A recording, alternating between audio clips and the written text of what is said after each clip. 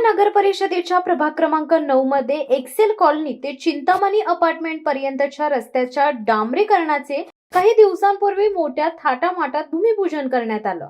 Photographer, नारळ फोडणे, social media post, संपूर्ण फिल्मी स्टाईलचा सोहळा। परंतु या चकाकी मागचं सत्य आता उघड होऊ लागलंय।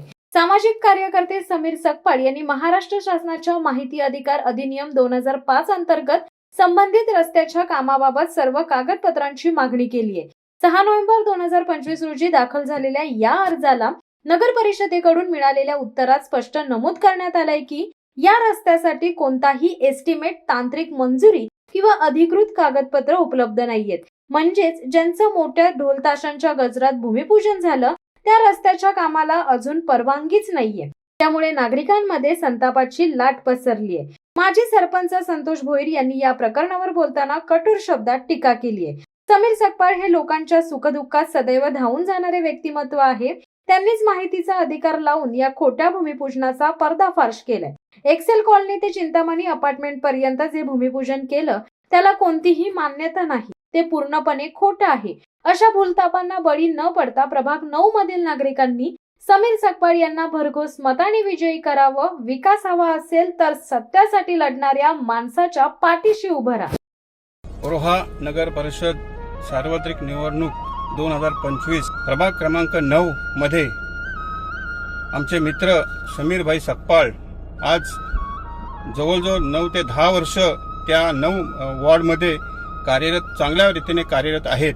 आज त्यांचं कार्य पाहिलं तर सुखदुःखात ते सहभागी होतात। कोणाचं दवाखान्यात काम असू दे, कोणाचा तहसीलमध्ये काम असू दे, वैयक्तिक काम असू दे, ते आपल्या पद्धतीने हिरिरीने भाग घेऊन ते काम पूर्ण करतात।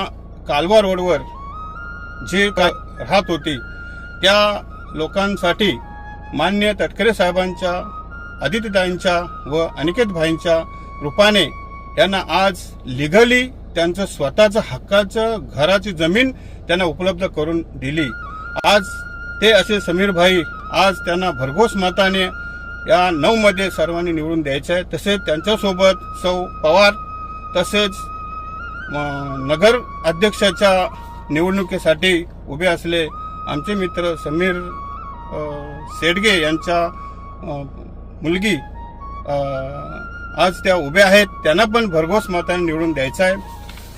9 मध्ये कोट रस्ता ते चिंतामणी प्लाझा एक्सेल कालवा रोड या रस्त्याचे डांबरीकरण करण्याचे भूमिपूजन 4/11/2025 रोजी काही लोकांनी त्याचं भूमिपूजन केलं।